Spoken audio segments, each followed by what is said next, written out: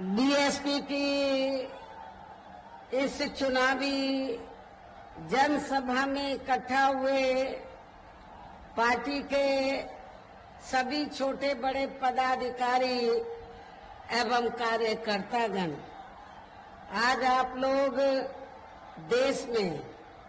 वह जहां आपके उत्तर प्रदेश स्टेट में भी लोकसभा के लिए हो रहे आम चुनाव में अपनी पार्टी के उम्मीदवारों के समर्थन में मुझे सुनने के लिए यहाँ इकट्ठा हुए हैं, तो उसके लिए मैं आप सभी लोगों का हार्दिक दिल से आभार प्रकट करती हूँ। वैसे आप लोगों को ये मालूम है कि हमारी पार्टी कांग्रेस, बीजेपी व अन्य किसी भी विरोधी पार्टी तथा गठबंधन आदि के साथ मिलकर नहीं, बल्कि अकेले ही अपनी पार्टी के बलबूते पर पूरी तैयारी व दमदारी के साथ ये चुनाव लड़ रही है। इसके साथ ही हमने टिकट बंटवारे के मामले में भी सर्व समाज के लोगों को उचित भागीदारी दी है, जिनको कामयाब बनाने के लिए अपनी पार्टी के लोग पूरे जी जान से लगे हैं। हालांकि आज यहाँ आपकी इकट्ठा हुई अपार भीड़, वह भीड़ के जबरदस्त जोश को भी देखकर अब मुझे ये काफी हद तक भरोसा हो गया है कि पिछली बार की तरह इस बार भी आप लोग अपने प्रदेश से या लोकसभा चुनाव में अपनी पार्टी का बेहतर रिजल्ट जरूर लाएंगे। इसके लिए अब मैं आप लोगों का ध्यान कुछ जरूरी बातों की तरफ दिलाना चाहती हूँ, और इस संबंध में विशेषकर मैं कांग्रेस, बीजेपी व इनके अन्य सभी सहयोगी दलों के बारे में ये कहना चाहूंगी कि आजादी के बाद शुरू में केंद्र व देश के काफी राज्यों में भी ज्यादातर सत्ता जहां कांग्रेस पार्टी के ही हाथों में केंद्रित रही है, किंतु इनकी अधिकांश मामलों में रही गलत नीतियों एवं गलत कार्य प्रणाली आदि की वजह से ही फिर इस पार्टी को केंद्र व काफी राज्यों की भी सत्ता से बाहर होना पड़ा है, तथा यही स्थिति इनकी सहयोगी पार्टियों की भी बनी रही है, जिसके कारण ही फिर पिछले कई वर्षों से बीजेपी व इनके सहयोगी दल केंद्र एवं काफी राज्यों की भी सत्ता में काबिज हो गए हैं, लेकिन इनकी भी ज्यादातर रही जातिवादी, पूंजीवादी, संकीर्ण, सांप्रदायिक व द्वेषपूर्ण नीतियों एवं कार्य प्रणाली आदि से तथा इनकी कथनी व करनी में भी काफी अंतर होने की वजह से अब ऐसा लगता है कि इस बार ये पार्टी भी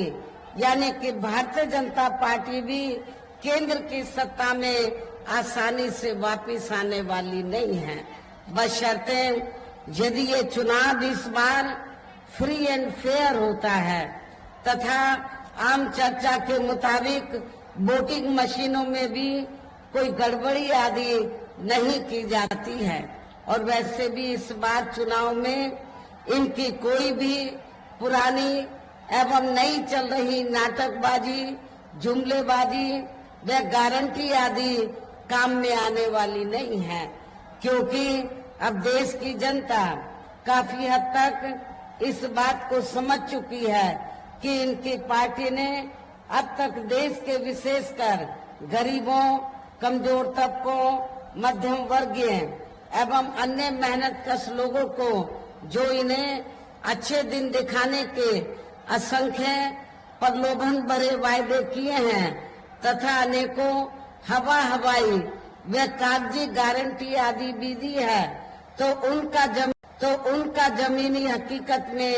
अभी तक इन्होंने लगभग 1/4 हिस्सा भी कार्य पूरा नहीं किया है, बल्कि इसके स्थान पर इनका ज्यादातर समय व ताकत भी या इनके अपने चहेते रहे बड़े बड़े पूंजीपतियों एवं धन्ना सेठों को ही ज्यादा से ज्यादा माला माल व धनवान आदि बनाने में तथा उन्हें हर स्तर पर छूट देने व बचाने में ही लगी रही है। जिनके अधिकांश आर्थिक सहयोग से ये पार्टी व अन्य पार्टियां भी अपना संगठन चलाती हैं तथा चुनाव आदि भी लड़ाती हैं, जिसका काफी कुछ खुलासा बॉन्ड की आई रिपोर्ट से भी हो जाता है। और इस संबंध में वैसे आप लोगों को ये मालूम है कि अभी कुछ दिन पहले तो बॉन्ड के मामले में माननीय सुप्रीम कोर्ट के द्वारा तो जो मीडिया में रिपोर्ट प्रकाशित हुई तो उस रिपोर्ट से ये स्पष्ट हो गया है कि इस देश में बीएसपी को छोड़कर कांग्रेस, बीजेपी, अन्य सभी विरोधी पार्टियों ने इस देश के बड़े बड़े पूंजीपतियों व धन्ना सेठों से अपने संगठन को चलाने के लिए, चुनाव आदि लड़ाने के लिए अरबों खरबों रुपया लिया है। ये रिपोर्ट में छपा है। लेकिन बहुजन समाज पार्टी ही अकेली एक ऐसी पार्टी है तो जिस पार्टी ने तो किसी भी छोटे या बड़े पूंजीपति से एक भी रुपया अपनी पार्टी के संगठन को चलाने के लिए या चुनाव आदि लड़ाने के लिए नहीं लिया है। ये भी आप लोगों को मैं एहसास कराना चाहती हूँ। इसलिए हमारी पार्टी अपनी पार्टी के संगठन को जो चलाती है या चुनाव आदि लड़ाती है तो हर साल हम मेंबरशिप के जरिए और मेरे जन्मदिन के मौके पर थोड़ा थोड़ा धन इकट्ठा करके, चुनाव के दौरान भी थोड़ा थोड़ा धन इकट्ठा करके इसी पैसे से हम लोग अपनी पार्टी के संगठन को चलाते हैं और चुनाव आदि भी लड़ाते हैं। इसके साथ ही अब ऐसा लगता है कि कांग्रेस पार्टी की तरह ही बीजेपी ने भी केंद्र की तमाम सरकारी जांच एजेंसियों का ज्यादातर राजनीतिकरण ही कर दिया है। इसके अलावा देश के किसान वर्ग भी वर्तमान बीजेपी की सरकार में शुरू से ही अपनी विभिन्न समस्याओं को लेकर काफी ज्यादा दुखी व परेशान रहे हैं और अभी भी हैं। जबकि यूपी में 4 बार हमारी पार्टी की रही सरकार ने इनके हितों का भी हर स्तर पर विशेष ध्यान रखा है। उत्तर प्रदेश में जब जब भी बीएसपी के नेतृत्व में सरकार बनी है तो हमारी पार्टी की सरकार ने तो किसानों को खेती करने के लिए समय से तो इनको हमने सस्ते साधन उपलब्ध कराए और इतना ही नहीं, जब इनकी फसल पककर तैयार हो जाती है तो इनकी फसल का भी हमारी पार्टी की सरकार ने उचित दाम दिया है। लेकिन अब किसान इन सब मामलों में वर्तमान सरकार में या पूर्व की सपा की रही सरकार में बहुत ज्यादा दुखी रहा है। इतना ही नहीं बल्कि केंद्र में पूर्व की रही कांग्रेसी सरकार की तरह ही वर्तमान भाजपा सरकार में भी इनकी जातिवादी, हीन, सांप्रदायिक एवं पूंजीवादी सोच व नीतियों के चलते ही पूरे देश में सर्व समाज में से खासकर गरीबों, दलितों, आदिवासियों, पिछड़े वर्गों, मुस्लिम एवं अन्य धार्मिक अल्पसंख्यक समाज के लोगों का भी पूर्ण रूप से विकास व उत्थान आदि नहीं हो सका है। और इस संदर्भ में वैसे आप लोगों को ये मालूम है कि पूरे देश में यहाँ दलितों, आदिवासियों एवं अन्य पिछड़े वर्गों का सरकारी नौकरियों में वर्षों से अधूरा पड़ा आरक्षण का कोटा भी अभी तक पूरा नहीं भरा गया है। विशेषकर एससी व एसटी वर्गों के सरकारी कर्मचारियों का पदोन्नति में आरक्षण भी अब काफी हद तक प्रभावहीन ही बना दिया गया है। और इस मामले में वैसे आप लोगों को ये मालूम है कि जब यूपी में समाजवादी पार्टी की सरकार थी तो समाजवादी पार्टी की सरकार ने तो यूपी में एससी व एसटी वर्गों के सरकारी कर्मचारियों का पदोन्नति में आरक्षण बिल्कुल खत्म कर दिया था। साथ ही केंद्र व राज्यों में भी विरोधी पार्टियों की रही सरकारों में इन सभी वर्गों को प्राइवेट सेक्टर में आरक्षण दिए जाने की व्यवस्था किए बिना ही इनकी सरकारों के ज्यादातर सरकारी कार्य अब प्राइवेट सेक्टर के जरिए ही इनके बड़े बड़े पूंजीपतियों व धन्ना सेठों आदि को ही दिए जाने के कारण अब इनको पूरे देश में आरक्षण का बहुत कम ही लाभ मिल पा रहा है। इसी प्रकार इनका अन्य और मामलों में भी शोषण व उत्पीड़न आदि होना अभी तक भी बंद नहीं हुआ है। इनके साथ साथ मुस्लिम व अन्य धार्मिक अल्पसंख्यक समाज के लोगों की भी हालत हर स्तर पर काफी ज्यादा खराब व दयनीय ही बनी हुई है, जिसका काफी कुछ खुलासा सच्चर कमेटी की रिपोर्ट में भी किया गया है। इतना ही नहीं बल्कि पिछले कुछ वर्षों से केंद्र व अधिकांश राज्यों में भी बीजेपी व आरएसएस की सरकारों के चलते हुए अब इनका विकास एवं उत्थान आदि होना काफी हद तक बंदशाही हो गया है। आए दिन इन पर खासकर हिंदुत्व की आड़ में हो रही जुल्म जाति भी यहाँ काफी ज्यादा चरम सीमा पर पहुंच चुकी है। इनके साथ साथ अपर कास्ट समाज में से विशेषकर गरीब लोगों की भी हालत हमें कोई खास अच्छी नजर नहीं आती है। इनकी गलत कृषि नीतियों के कारण किसान वर्ग भी आए दिन आंदोलित ही रहता है। साथ ही इनकी गलत आर्थिक नीतियों की वजह से देश की अर्थव्यवस्था पर भी इसका काफी बुरा प्रभाव पड़ रहा है, जिससे यहाँ विशेषकर छोटे एवं मध्यम वर्गीय व्यापारी वर्ग भी काफी ज्यादा दुखी व परेशान है। और अब केंद्र में पूर्व की रही सरकारों की तरह ही वर्तमान भाजपा सरकार ने भी यहाँ पूरे देश में गरीबी, बेरोजगारी एवं महंगाई आदि भी लगातार काफी ज्यादा बढ़ रही है। देश में हर स्तर पर फैला भ्रष्टाचार भी अभी तक खत्म नहीं हुआ है। ऐसे में अब आप लोगों को देश में हो रहे लोकसभा चुनाव में कांग्रेस, बीजेपी व इनकी सहयोगी पार्टियों को भी केंद्र की सत्ता में आने से जरूर रोकना है। जिनकी गलत नीतियों व गलत कार्य प्रणाली आदि को आप लोग काफी हद तक आजमा भी चुके हैं। ऐसी स्थिति में अब ये विरोधी पार्टियां इस चुनाव में भी किस्म किस्म के साम, दाम, दंड भेद आदि अनेकों हथकंडे इस्तेमाल करके केंद्र की सत्ता में आने की पूरी कोशिश में लगी हैं, जिनसे अपनी पार्टी के लोगों को हर स्तर पर काफी ज्यादा सावधान रहना है। और इस मामले में विरोधी पार्टियां अपने अपने पक्ष में हवा बनाने के लिए खासकर मीडिया, ओपिनियन पोल व सर्वे आदि का जो बड़े पैमाने पर इस्तेमाल कर रही हैं, तो उनसे भी अपनी पार्टी के लोगों को बिल्कुल भी गुमराह नहीं होना है। इसके साथ ही विरोधी पार्टियों के फ्री में राशन दिया जा रहा है, ये बीजेपी और आरएसएस की मेहरबानी नहीं है। इसलिए आप लोगों को इनके बहकावे में कतई भी नहीं आना है और आप लोगों को अपना एक एक वोट बहुजन समाज पार्टी को ही देना है। वैसे भी आप लोगों को ये मालूम है, जो गरीब लोग हैं इनकी ये जटिल समस्या देश में हर हाथ को काम देने से ही केवल दूर हो सकती है, जिसकी तरफ हमारी पार्टी की बनी सरकार विशेष ध्यान देगी। साथ ही देश में पिछले कुछ वर्षों से आए दिन बढ़ रही गरीबी, बेरोजगारी व महंगाई आदि से भी जनता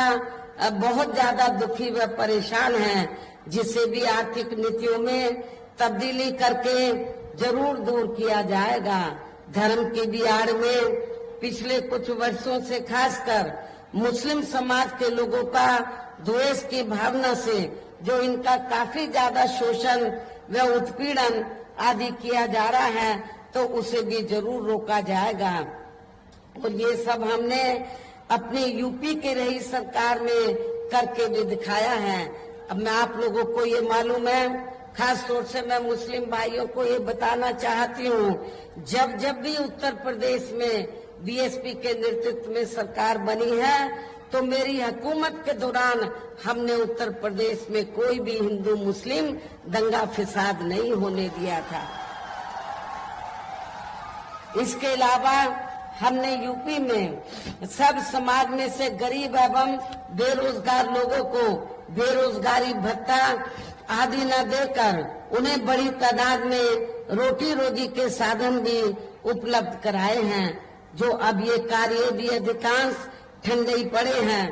जिनको फिर सरकार बनने पर प्राथमिकता दी जाएगी। कहने का तात्पर्य ये है कि देश में इस समय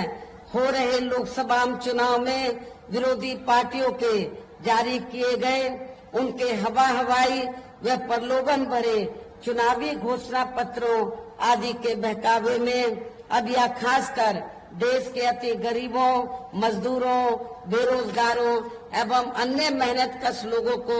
बिल्कुल भी नहीं आना है। और अब इन्हें ऐसी सभी विरोधी पार्टियों को हर हालत में केंद्र की सत्ता में आने से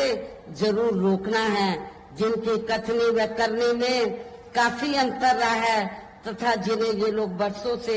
आजमा भी चुके हैं। ऐसे में अब मेरा यही कहना है कि आप लोगों को अपने खुद के व अपने प्रदेश एवं देश के भी हित में अपने वोटों को